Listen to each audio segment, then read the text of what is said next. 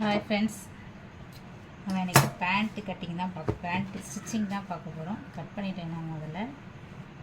Pant stitching தான் பார்க்க போகிறோம். நம்ம இது வந்து யூனிஃபார்ம் பேண்ட்டு தான். நான் கட் பண்ணி வச்சுருக்கேன். சென்டரில் அல்காத் போட்டு வச்சுருக்கேன். இந்த மாதிரி மடிச்சு தைக்கிறதுக்கும் அல்காத் போட்டு வச்சுருக்கேன். இது வந்து அந்த 4 பீஸ். ஓகேவா? இது என்ன செய்யணும்னா, இது வந்து இது 4 பீஸாக இருக்குது. நான் இப்போ வந்து எல்லாத்தையும் ஜாயின் பண்ணிக்கிறேன்.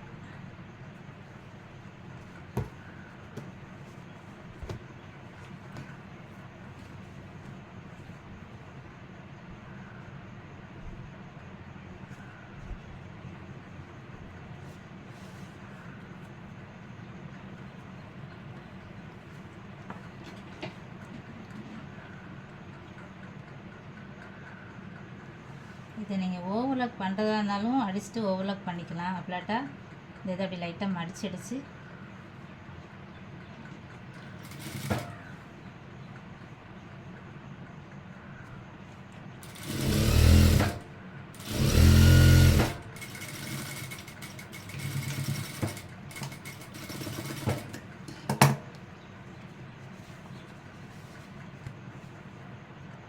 நம்ம அந்த லுங்கி மூட்டுவோம்ல, அந்த மாதிரி இல்லை அப்படின்னா உங்களுக்கு வந்து அதில் வந்து பிசு தெரியாது.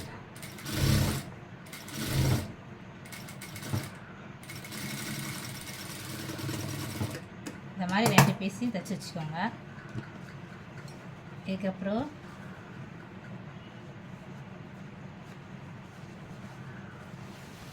பேண்ட்டு கிளாத் எடுத்துக்குவோம். பேண்ட்டு கிளாத் எடுத்து இது வந்து நம்ம நல்ல பக்கம், ஓகேங்களா? நல்ல பக்கம், இந்த நல்ல பக்கத்து மேலே இந்த கால் பகுதியில் உள்ள நல்ல பக்கத்தையும் போட்டு ஸ்ட்ரைட்டாக வச்சுக்கோங்க. ஸ்ட்ரைட்டாக வச்சுட்டு இதோட சென்டர் பகுதி நம்ம அர்க்காத் பண்ணி வச்சுருக்கோம்ல, அதை இந்த யோக் பகுதியோட அந்த சென்டர் பகுதியில் வச்சுக்கோங்க. வச்சுட்டு இதில் வந்து உங்களுக்கு எந்த அளவுக்கு வந்து உங்களுக்கு ஃப்ளீட் வேணுமோ, 1/2 இன்ச்சுக்குன்னா 1/2 இன்ச்சுக்கு வச்சுக்கோங்க.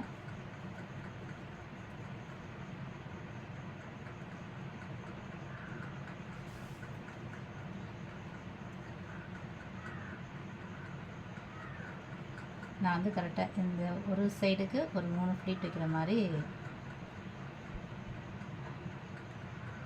வச்சுக்கிறேன். இதெல்லாம் தைச்சிக்கலாம்.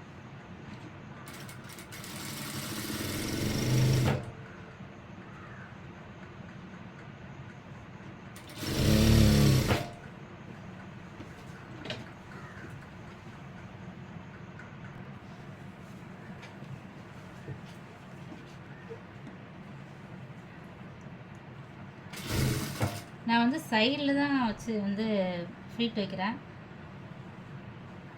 நீங்கள் பேக்லேயும் ஃப்ரண்ட்லேயும் ஃப்ளீட் வைக்கிறதா இருந்தால் கூட இந்த மாதிரி வச்சுக்கலாம். ஆனால் அந்த பக்கம் 3 ஃப்ளீட்டு, இந்த பக்கம் 3 ஃப்ளீட், அந்த மாதிரி வைக்கணும்.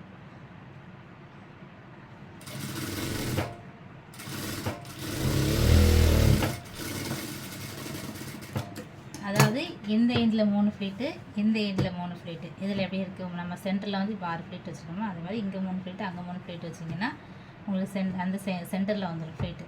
நான் வந்து நம்ம சைடில் வர மாதிரி நான் வச்சுருக்கேன். இப்போ உனக்கு 2 தையல் போட்டுக்கேன்.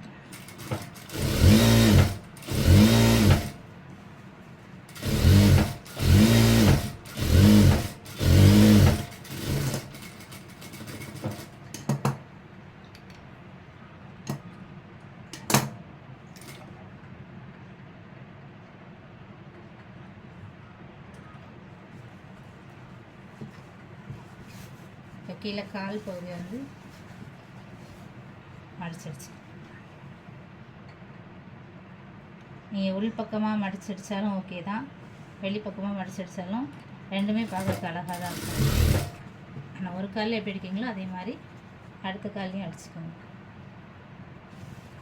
இது பேண்ட்டு, ஸ்கூல் பேண்ட்டு நல்லா திக்னஸாக இருக்கிறனால நான் உள்ள வந்து கேன்வாஸ் எதுவும் வைக்கல.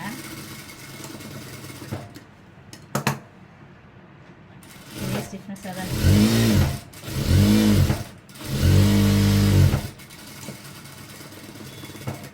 எக்ஸ்ட்ரா தையல் போடும்போது வந்து நல்ல வெளிப்பக்கமாக வச்சு தையல் போடுங்க. ஏன்னா இந்த மேல் தையல் வந்து நல்லா ஸ்ட்ராங்காக இருக்கிற மாதிரி பார்க்க அழகாக இருக்கும். கீழே பாபிலேருந்து வர தையல் வந்து உங்களுக்கு அந்தளவுக்கு நீட்டாக தெரியாது. அதனால் இந்த இதை வச்சு மேலே ஊசிலேருந்து வர தையெல்லாம் மேலேருந்து வர மாதிரி தையல் போட்டுக்கோங்க.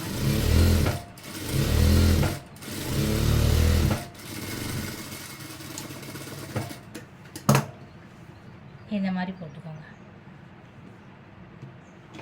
இதே மாதிரி இன்னொரு அடுத்த பேண்டையும் நான் ஸ்டிச் பண்ணிக்கிறேன்.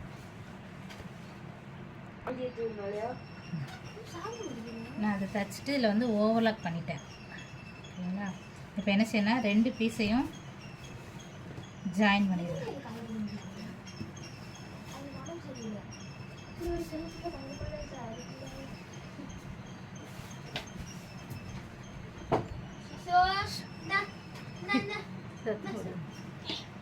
ரெண்டு பீஸையும் ஜாயின் பண்ணிக்குவோம். நீங்கள் இதை தைச்சிட்டு ஓவரில் போட்டாலும் சரி, இல்லாட்டா மடித்து தைச்சாலும் ஓகே தான்.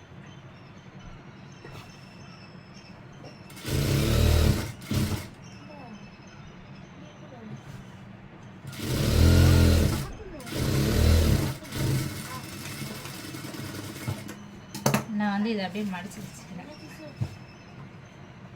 ஏன்னா என் ஓவர்லாக் மிஷின் அப்பப்போ லைட்டாக கட் ஆகிட்டே இருக்கும். ஓவர்லாக் போடுறதுக்கு மட்டும் போட்டுட்டு மீதி இந்த மாதிரி தைச்சி விட்டு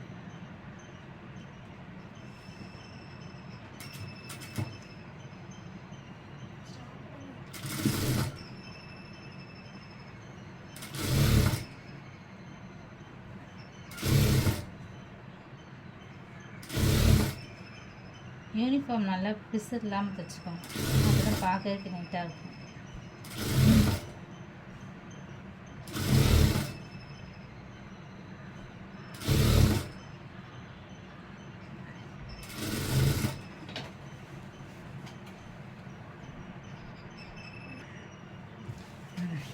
நான் வந்து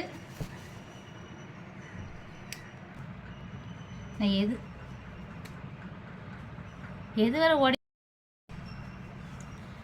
நம்ம வந்து இந்த பேண்ட்டுக்கு வந்து எலாஸ்டிக் தான் வைக்க போகிறோம். இது வந்து 1 இன்ச்சு எலாஸ்டிக்கு, சரிங்களா?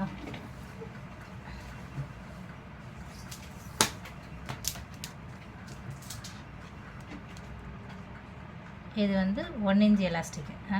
1 இன்ச் எலாஸ்டிக்னால இந்த நம்ம இது மடித்து தைக்கிறோம்ல, இது வந்து 1.5 இன்ச்சு இருக்கணும். இந்த சில ஒரு 1/4 இன்ச்சு போகும். இது நம்ம வந்து உள்ளே நல்லா கரெக்டாக உள்ளே அனுப்புறதுக்காக நம்ம இதில் 1.5 இன்ச்சு வந்து இந்த பேண்ட்டோட மேல் பகுதியில் வந்து நம்ம மடிச்சடிக்கணும்.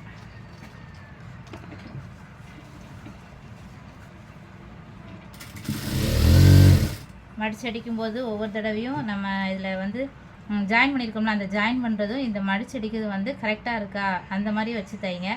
இது முன்ன பின்ன அப்படி இருந்துச்சுன்னா இந்த கிளாத் வந்து உங்களுக்கு வந்து நீட்டாக இருக்காது, ஒரு மாதிரி சுருக்கி இருக்கிற மாதிரி இருக்கும். நல்லா இதெல்லாம் நல்லா பார்த்து கரெக்டாக வச்சு தைங்க.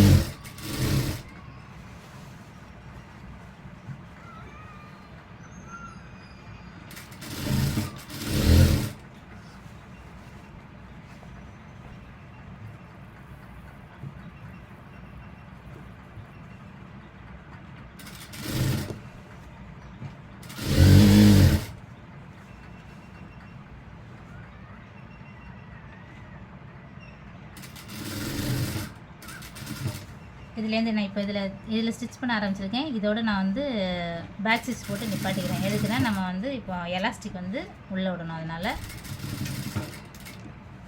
இந்த மாதிரி எடுத்துகிட்டு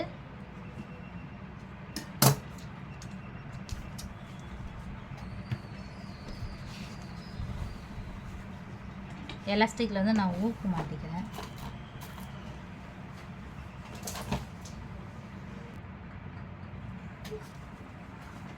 இந்த எலாஸ்டிக் வந்து உள்ளே விட்டுடலாம். இதை வந்து பெறலாமல் உள்ளே அனுப்புங்க, சரிங்களா?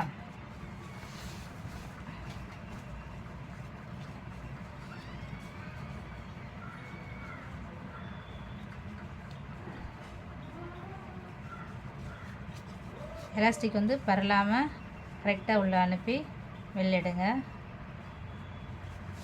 பரண்டுச்சுன்னா இந்த இடம் வந்து ஒரு மாதிரி பரண்டுட்டு இருந்த மாதிரி இருக்கும். நல்லா கரெக்டாக நேராக அனுப்புங்க.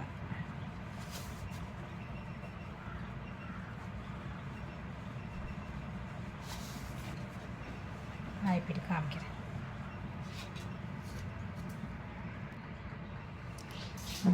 எலாஸ்டிக் நான் வந்து வெளியில் எடுத்துட்டேன்.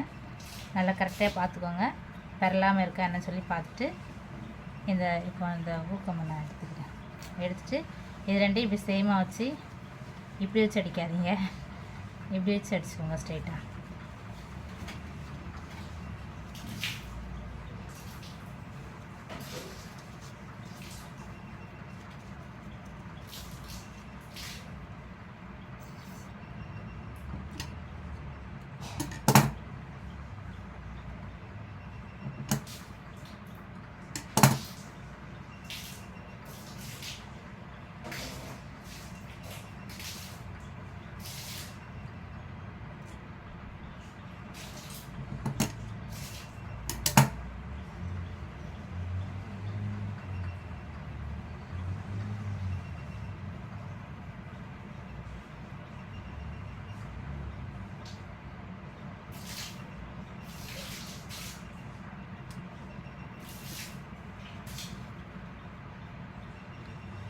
அது ஒரு 1/2 இன்ச்சு, இதில் ஒரு 1/2 இன்ச்சு வச்சு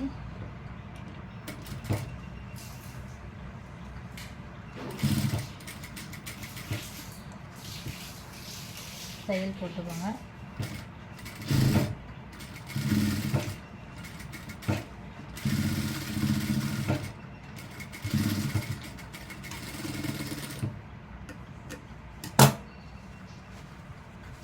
தையல் போட்டு இந்த எக்ஸ்ட்ரா இருக்க பீஸை வந்து நம்ம தையல் போடாமல் வச்சுருக்கோம்ல, அதையும் நம்ம வந்து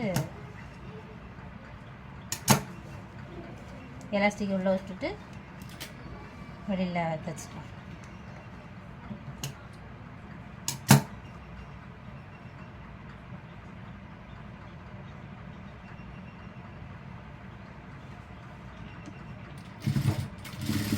மறுபடியும் பேக் ஸ்டிச் போட்டு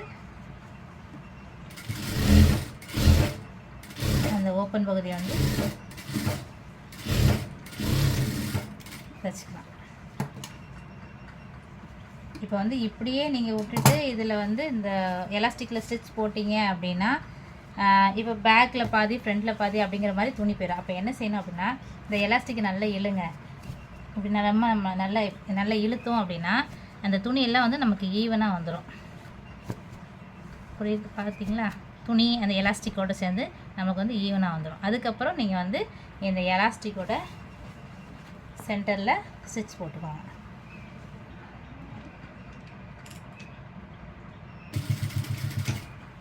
கொஞ்சம் கொஞ்சமாக இழுத்து ஸ்டிச் போடுங்க. அப்போ தான் அந்த இந்த துணி எப்படி பிடிச்சிட்டு இந்த எலாஸ்டிக் எப்படி இழுத்துட்டு சென்டரில்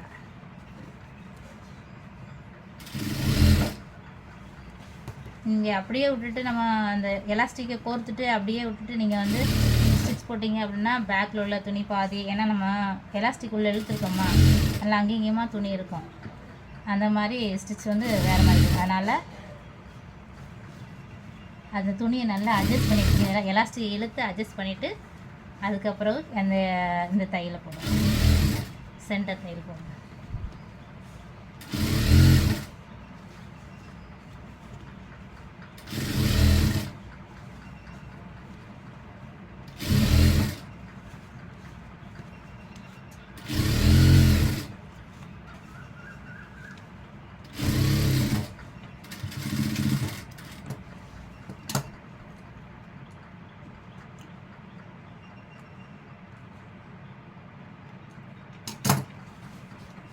இப்போ எப்படி இருக்குன்னு நீட்டாக வந்து எல்லாம் ஈவனாக வந்துருச்சுங்களா? இந்த மாதிரி ஸ்டிச் போடுங்க. இந்த மாதிரி ஸ்டிச் போட்டிங்க அப்படின்னா உங்களுக்கு முன்னாலையும் பின்னாலையும் துணி வந்து ஏதாவது ஒரு பக்கத்தில் வந்து சேராமல் ஃப்ரண்ட்டு பேக்குன்னு சொல்லிட்டு கரெக்டாக இருக்கும். இதுக்கப்புறம் நம்ம வந்து பேண்ட்டோட எண்டுலேருந்து நம்ம கரெக்டாக அளவு எவ்வளோ உண்டோ, நமக்கு அந்த பாப்போட கால் எண்டு வந்து 6, அதை வச்சுக்கலாம்.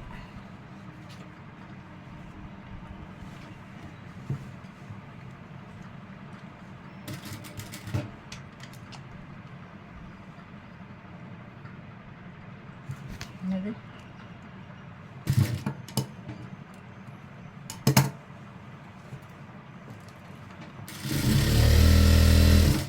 அப்படியே அப்படியே ஜாயின் பண்ணிக்கும். கரெக்டாக ஈவனாக வச்சு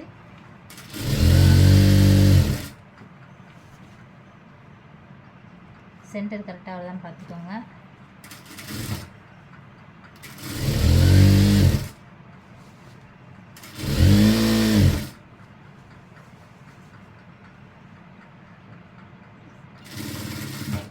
இதில் வந்து டபுள் ஸ்டிச் போட்டுக்கோங்க, பேக் ஸ்டிச் ஒன்று அந்த மாதிரி போட்டுக்கோங்க. ஏன்னா உட்காரும்போது சில நேரம் தையல் பிரிஞ்சிருக்காது, அந்த மாதிரி போட்டுக்கோங்க. இந்த துணி கூட நீங்கள் முன்ன பின்ன வச்சு தைச்சிங்கன்னா கீழே வந்து உங்களுக்கு அன்ஈவனாக ஆகுது. அதனால் கரெக்டாக வச்சு ஸ்டிச் பண்ணுங்கள்.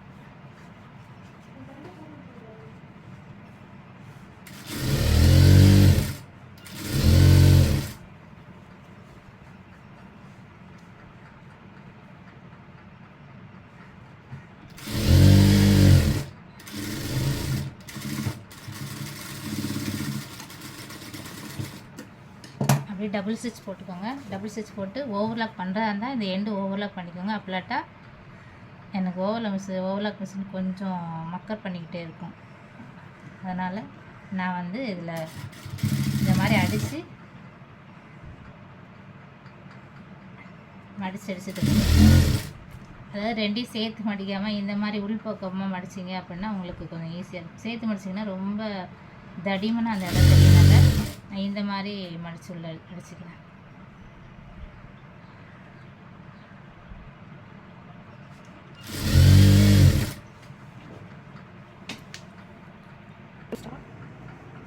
பேண்ட்டு ஸ்டிச் பண்ணியாச்சு, பாருங்கள் எப்படி இருக்குன்னு. ஒரு பேண்ட் தைக்க அரை மணி நேரம், கட் பண்ணி ஸ்டிச் பண்ணோன்னா அரை மணி நேரம் மட்டும்தான், ரொம்ப டைம்லாம் கிடையாது. எப்படி இருக்குன்னு பாருங்கள். இது யூனிஃபார்ம் பேண்ட்டு. இது வந்து சாதாரணமாக தைச்சிட்டேன்னா நான் 120 வாங்குவேன். இதுக்கு வந்து எலாஸ்டிக் வச்சுருக்கனால நான் இதுக்கு 180 வாங்குவேன். நான் எலாஸ்டிக்கே ஒரு மீட்டருங்க வந்து 25 ரூபா சொல்கிறேன். ஸ்டிச் பண்ணுறோம்ல, இப்போ அதுக்கும் பைசா வாங்கணும்ல, அதனால் எப்படி இருக்குன்னு சொல்லுங்கள். துணிகள்லாம் வாங்கி புதுசாக டெய்லிங் பழகுறவங்க துணியெல்லாம் வாங்கி தைக்கிறதுக்கு பயப்படாதீங்க. துணிஞ்சு வாங்க. தப்பாக இருந்தால் இன்னொரு துணி எடுத்து தைச்சிக்கோங்க. Okay, thank you.